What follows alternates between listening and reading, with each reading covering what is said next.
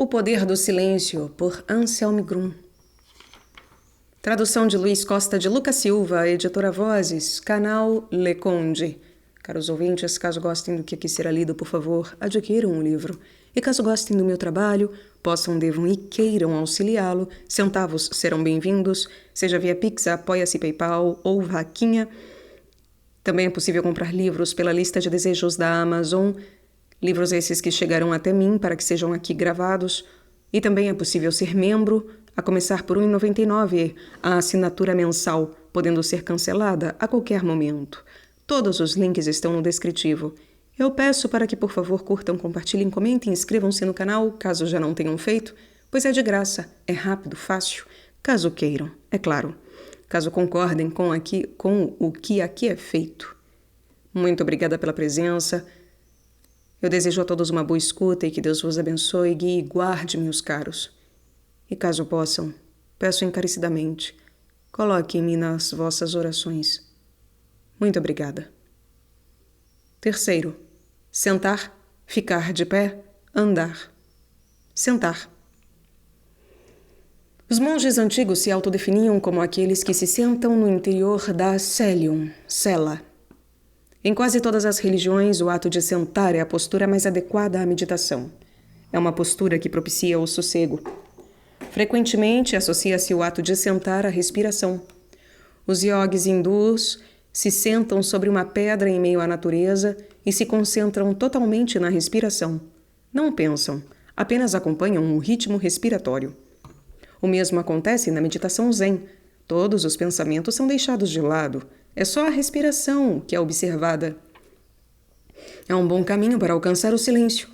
Nessa prática, não só a postura importa, mas também o lugar, bem como a maneira específica de sentar.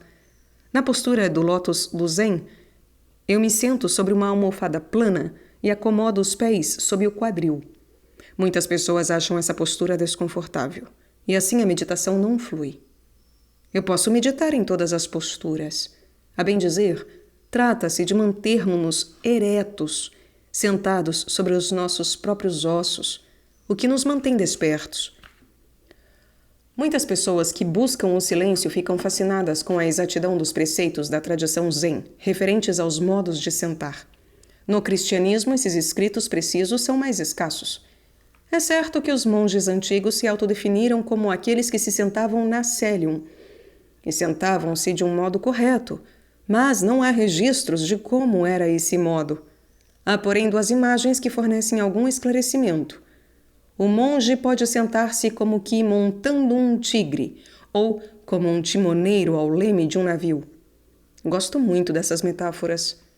A primeira nos dá a entender que, para alguém atingir o sossego, não basta simplesmente uma postura quieta. Montar um tigre significa dominar as paixões. Preciso subjugar a fera passional que existe em mim. Ou seja, só posso sentar tranquilamente sobre ela se a domino, e não sou por ela dominado. Portanto, só posso montar tranquilamente sobre o tigre se estabeleço com ele uma relação de fidelidade, se amanso a minha fera interior. E posso me sentar como um timoneiro. A vida é como uma viagem de navio num mar revolto.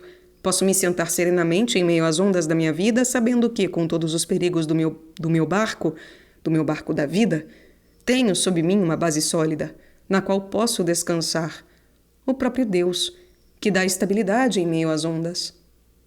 É possível que os monges tenham associado aquela imagem à história da tempestade no lago. O barco com os discípulos era jogado de um lado para o outro pelas ondas, e Jesus dormia sobre uma almofada junto à polpa da embarcação, sem tomar conhecimento da tormenta. Mas quando os discípulos o despertaram, ele se ergueu e ordenou à tempestade e ao lago: silêncio, calma.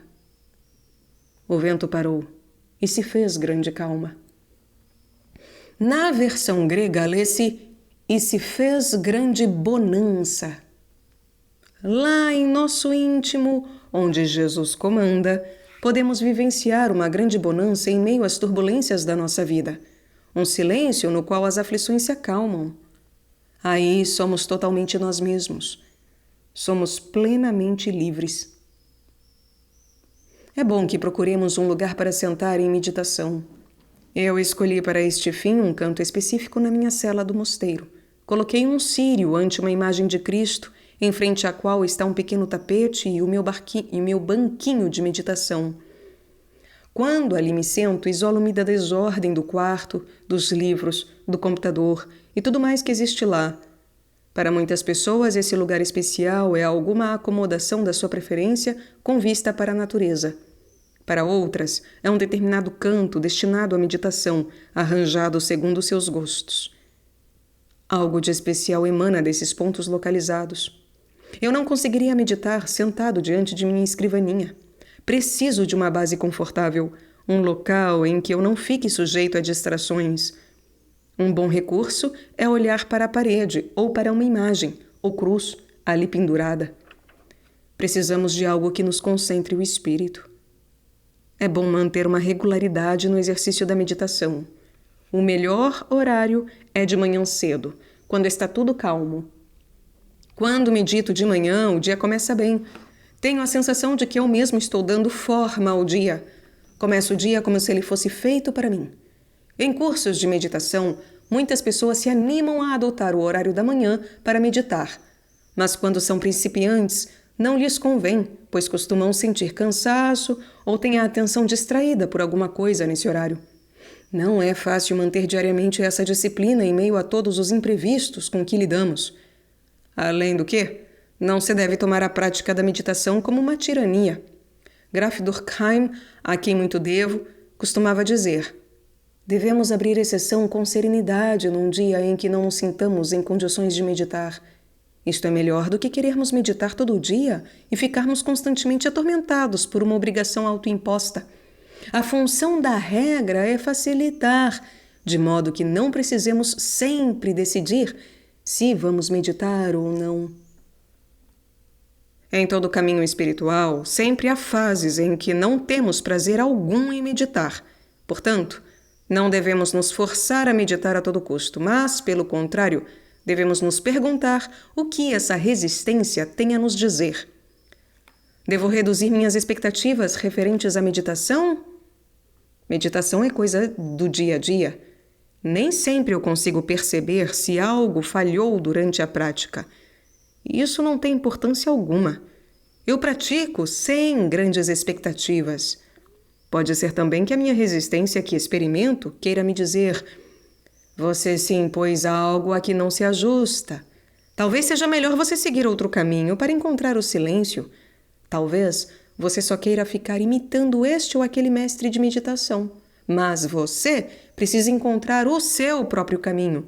E se o seu caminho é este, siga-o com prazer.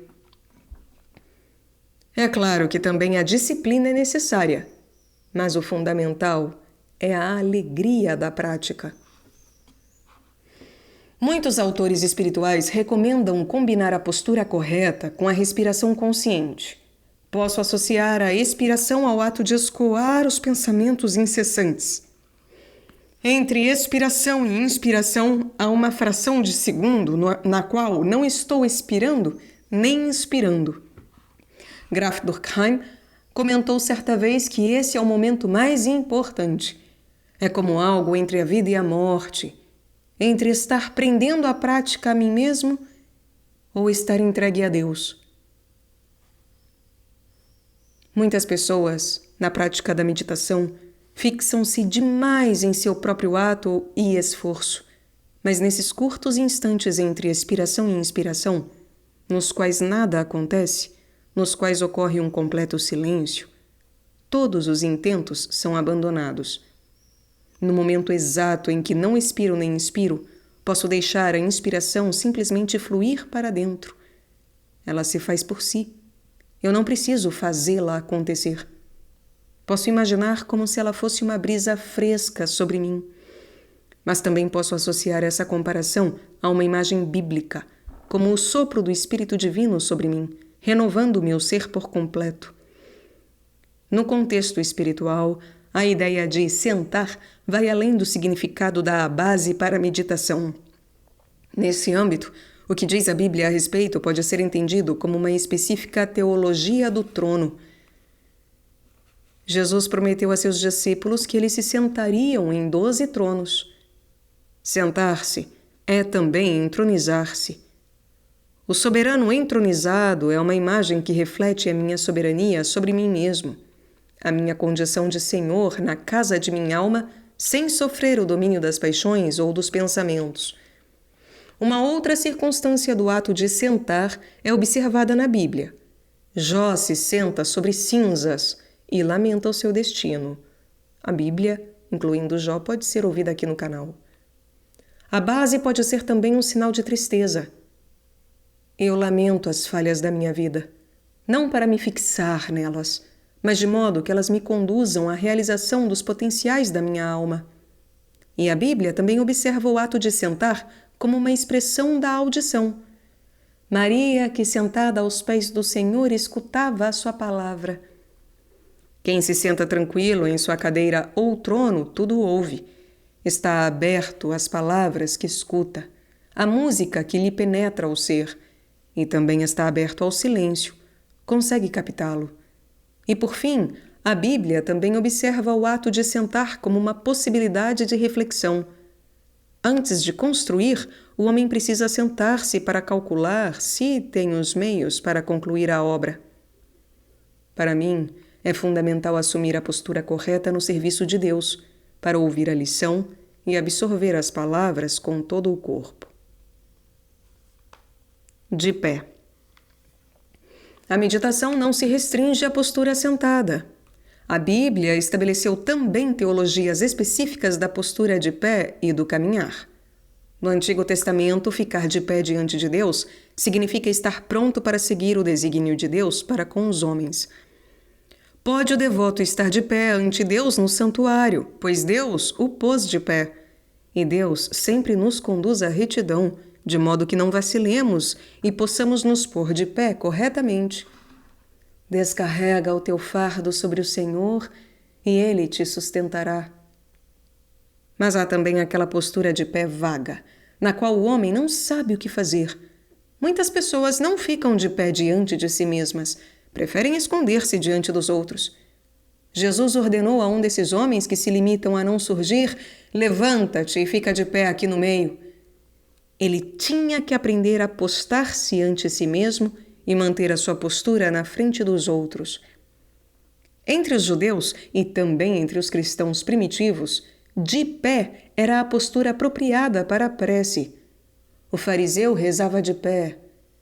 De pé era a expressão favorita de Paulo. A esse respeito, ele disse que nos firmamos de pé na graça e na fé.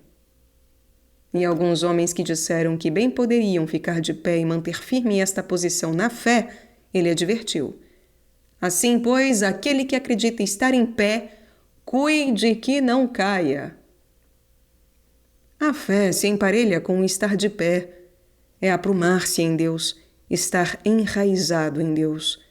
Assim como a árvore se firma na terra, tal devemos nos firmar na fé, de modo que não caiamos quando o tormento vier a nosso encontro. Porém, não nos firmamos apenas na fé, mas também no Senhor. Firmamo-nos numa grande realidade. Firmamo-nos sobre uma base que nos sustenta. O firmar-se de pé está sempre associado a uma firme atenção e a prontidão para nos pormos no caminho e estendermos a mão para receber a energia de Deus. As ideias da postura de pé e da atitude se associam à do silêncio. Torna-se silencioso o homem que se firma de pé e escuta o que soa ao longe.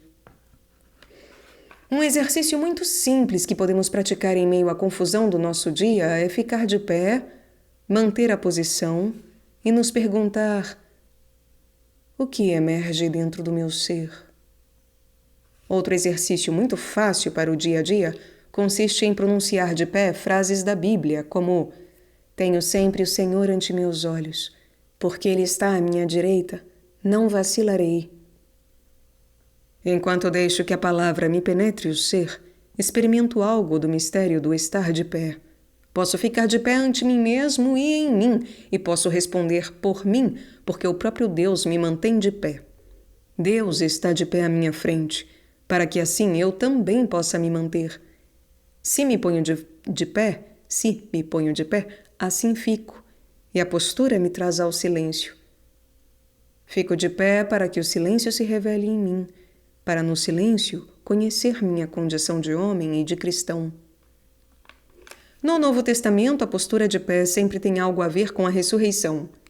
Jesus ergueu, pôs de pé, os homens que estavam vergados ou prostrados ao chão por demônios.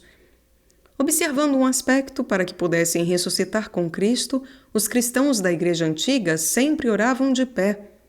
Na tradição budista se origina a história dos discípulos que perguntaram ao mestre o que ele fazia quando meditava. E ele respondeu: "Quando me sento, estou sentado. Quando fico de pé, estou de pé. Quando caminho, estou caminhando. E quando como, estou comendo." Os discípulos ponderaram que isso nada tinha de extraordinário, pois eles também faziam essas coisas. Mas o mestre replicou: "Não. Quando vocês se sentam, já estão de pé. Quando ficam de pé, já estão caminhando. E quando caminham, já estão pensando na comida." Não é preciso nenhuma via extraordinária para chegar ao silêncio. Basta que ao fazer algo, apenas o façamos. Apenas fiquemos sentados. Efetivamente, fiquemos de pé. E ao caminhar, não pensemos em coisa alguma a não ser: agora estou caminhando. Caminhar. Também a respeito do caminhar se encontram na Bíblia muitos esclarecimentos teológicos e espirituais. Nas diversas abordagens em que a Sagrada Escritura menciona caminhar e andar, o emprego da palavra revela uma significação muito precisa, talvez mesmo uma teologia estabelecida. Muitas são as abordagens que citam as atitudes que podemos adotar para caminhar. Podemos andar na lei do Senhor, andar no caminho do Senhor. Em vez de andar no pecado e nas trevas, devemos andar na luz. Devemos caminhar humildemente ante nosso Deus, ou, como disse Paulo, andar numa vida nova, andar segundo o amor, por fé, no Espírito e na verdade, conforme enunciado na segunda carta de João. Caminhar e andar aqui significam especificamente viver. Mas não é simples defini-los através da palavra vida. Não se pode separar a palavra da imagem, e sem a imagem não se percebe a realidade. Observando de outro ângulo, notamos nas combinações de palavras as expressões com e diante.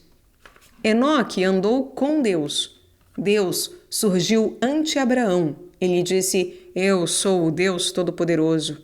Anda em minha presença e sê perfeito." Viver com Deus, viver sob sua lei, são conceitos aqui revestidos da ideia de caminhar diante dele. Abraão sabia que em todas as suas andanças o Senhor estava com ele. Caminhar adiante de Javé significa, então, andar consciente do Deus vivo, estar perto de Deus, com atenção em tudo que se faz. Caminhar ante Deus com todo o coração significa ser guiado em todos os caminhos por Deus e viver segundo a sua vontade. Aonde o nosso caminho nos leva? Leva-nos à casa do Senhor, ao Pai. Assim orou o peregrino próximo a Jerusalém. Alegrei-me quando me disseram: "Vamos à casa do Senhor." E no exílio, ele se lembrou de sua peregrinação a Jerusalém.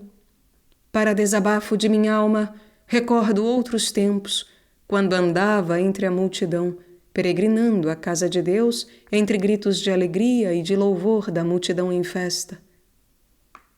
Diz o Eclesiastes: então o ser humano seguirá para a morada eterna. A meta do caminhar é sempre a morada. É residir com Deus. Quando caminhamos conscientes, podemos realizar todas essas experiências das quais fala a Bíblia. Constatamos que, com cada palavra, libertamo-nos das nossas dependências, que a cada passo progredimos e nos transformamos, e que a cada passo que damos, mais nos aproximamos de Deus. Basta que estejamos totalmente concentrados no caminhar, para que o mistério do andar se revele a nós. Assim como as frases para meditação de pé são úteis, também pode ser uma boa ajuda pronunciar algumas frases para meditação andando da Bíblia. Quando caminhamos pronunciando passagens como "alargaste os meus passos e meus tornozelos não vacilaram", o nosso caminhar se transforma. Andamos mais leve, pressentimos qualquer coisa de redenção e libertação. Enquanto estamos nesse caminhar transformado, nós nos transmutamos, alcançamos mais liberdade e plenitude. A palavra torna correto o nosso andar e nos leva à retidão. Traz o corpo e a alma ao estado de equilíbrio. Quando formos caminhar acompanhados de frases para meditação andando, extraídas dos Salmos, deveremos primordialmente absorver verdadeiramente o sentido e a vivência dessas palavras. Aquele que caminhar pronunciando simplesmente "aonde irei para estar longe do teu espírito?" ou "contigo enfrento exercícios, com meu Deus salto muralhas?" ou "lâmpada para os meus passos é a tua palavra", este poderá absorver o que em tempos idos foi absorvido pelo salmista. Todas estas frases foram escritas com base na experiência e querem nos transmitir experiência. Mas só começamos a entrar efetivamente na experiência ao fazermos o que fez o salmista: sair e caminhar. Não é preciso meditar na frase enquanto caminhamos. Basta repeti-la sem expectativas de conhecer algo novo, sem achar que precisamos sentir qualquer coisa. Seguimos com a frase, na esperança de que durante a caminhada ela nos penetre o ser, de que nela penetremos, que ingressemos no espírito e na experiência da palavra. Na tradição espiritual, o caminhar sempre foi tido como um importante meio para alcançar o silêncio. Na antiguidade, já se faziam peregrinações a lugares sagrados. Sempre houve entre os homens o costume de sair a caminho para afastar-se do ritmo comum da vida e realizar a experiência do lugar sagrado. Os primeiros cristãos viam em Abraão, que se afastou da pátria, da cidade natal e da terra, o arquétipo do peregrino. Os primeiros cristãos também se viam a si mesmos essencialmente como peregrinos, que se desligavam de todas as dependências, de todo o apego ao passado e ao mundo visível, para seguir, na fé, o caminho até Deus. Deixo aqui uma pequena dica, que é o livro Relatos de um Peregrino Russo. Este livro tem aqui no canal e vale muito a pena conhecer para quem gosta e quer saber mais sobre peregrinação. Assim como os cristãos antigos, Abraão via a ida a terras distantes como um caminho para a liberdade interior, conforme, de modo análogo, o filósofo religioso dinamarquês Søren Kierkegaard. Kierkegaard também pode ser ouvido aqui no canal. Ele entendeu o efeito libertador do caminhar.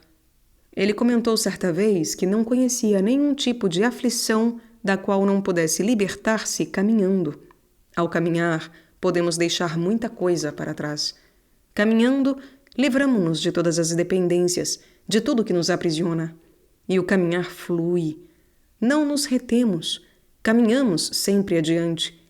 É um reflexo intrínseco da vida. A nossa vida é um caminho.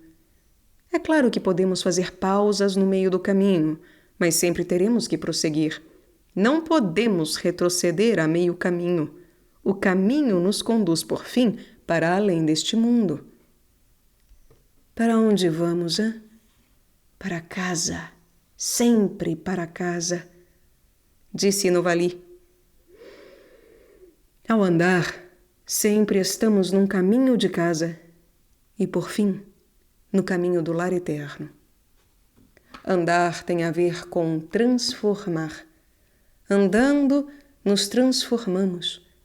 Ultimamente, esta propriedade de purificar e sossegar que a caminhada proporciona tem sido redescoberta por muitas pessoas.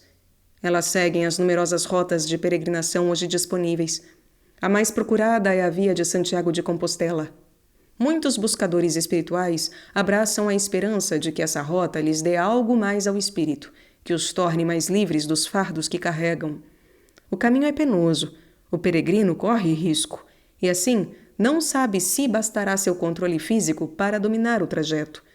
No entanto, ele se lança, pois anseia por evadir-se do dia a dia para ir ao encontro da sua verdadeira personalidade, porque quer livrar-se do peso da rotina que o arrasta e porque precisa purificar-se interiormente. Mas o caminho de Santiago, não é o único que voltou a ter procura. Muitas outras rotas têm sido novamente procuradas pelas pessoas, tal como antigamente. Por exemplo, a rota de Kreuzberg, não sei se é essa a exata pronúncia, e regiões de caminhada como Amorbach, Gosweinstein ou Gevenstein. Enfim, várias outras aqui que eu não saberei a pronúncia, me perdoem. Não sei, essas mesmas que pronunciei não sei. Enfim, comprem um livro e verão que regiões de caminhada são essas. Me perdoem. Caminhar em grupo e em meio ao caminho rezar continuamente o rosário tem um grande efeito calmante. Caminhar em grupo e em meio ao caminho rezar continuamente o rosário tem um grande efeito calmante. Um homem que antes mal frequentava a igreja confidenciou-me: na peregrinação é preciso rezar o rosário. Assim me recupero melhor que em férias. Portanto, quando seguimos por uma longa rota de peregrinação, podemos vivenciar um profundo silêncio na região por onde passa o nosso caminho, como se não caminhássemos e estivéssemos sentados num santuário de peregrinos. A muitos de nós, a caminhada proporcionou paz, e agora podemos vivenciar o recolhimento e o silêncio do santuário. Apenas nos sentamos lá e já nos sentimos acolhidos, chegados em casa. Não é sem motivo que muitas regiões de peregrinação possuem a qualidade do que é maternal, do protetor. Maria é o eterno arquétipo da maternidade, a cujos braços amorosos Deus nos entrega. No decorrer da longa caminhada, na qual ficam expostos ao sol, vento e chuva, os peregrinos podem experienciar no santuário de Maria o calor e o acolhimento do amor de Deus em seu aspecto maternal, que emana do estilo da igreja, da imagem de Maria e das muitas velas que ardem no ambiente, emanando um calor cheio de espírito.